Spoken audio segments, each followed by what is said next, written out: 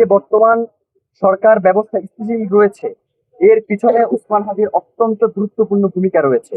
সুতরাং এত গুরুত্বপূর্ণ একজন ব্যক্তির ক্ষেত্রে যদি আন্তর্জাতিক কোনো সহায়তা নেওয়ার প্রয়োজন পড়ে গোয়েন্দা সংস্থার, অবশ্যই সেটা রাষ্ট্রকে নিতে হবে।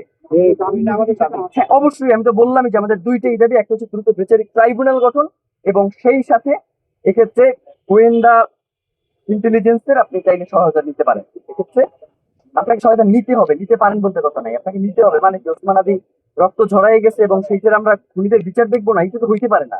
5ই আগস্ট পরবর্তী বাংলাদেশে এই প্রশ্রয়টা কোনোভাবেই দেওয়া যাবে না। তাহলে আপনাদের শুধু লাশই ঝরবে, ওসমান হাদিদের শুধু রক্তের ধারা বইতেই থাকবে, কিন্তু বাংলাদেশ স্বাধীনতা সার্বভৌমত্ব কিন্তু অক্ষুণ্ণ থাকবে না।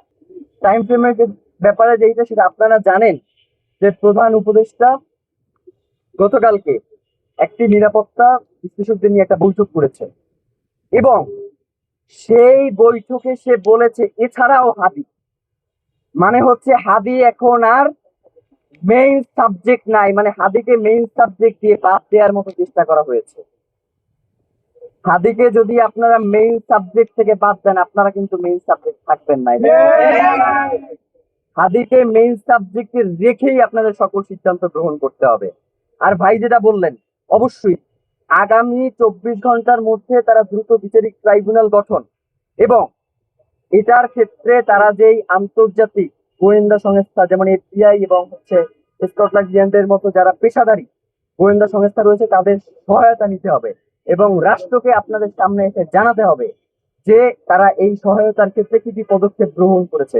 ওসমান হাদির রক্তের সাথে এক বিন্দু ছাড় না। এখন পর্যন্ত ঢাকা 8 আসনে হাদি ভাইয়ের হয়ে ইলেকশনে কেউ লড়বেন কিনা, এই ব্যাপারে ইনকিলাব মঞ্চ কোনো ধরনের সিদ্ধান্ত গ্রহণ করে নাই, এবং এখন পর্যন্ত আমরা ঢাকা 8 আসনে ইনকিলাব মঞ্চ সিদ্ধান্ত গ্রহণ করবে কিনা সে ব্যাপারে আমাদের মধ্যে কোনো মিটিং হয় নাই। তো আমরা ইনশাল্লাহ এটা নিয়ে অতি শীঘ্রই বসবো, এবং আপনাদেরকে এই ব্যাপারে আমরা তথ্য জানাবো। মানে ওসমান হাদি ভাই কখনো লুকোচুরি পছন্দ করতেন না, আমাদের মধ্যেও কোনো লুকোচুরি নাই। আমরা যেটা বলবার সেটা আপনাদের সামনে এসেই বলবো, আমাদের কোনো কিছু টান নাই।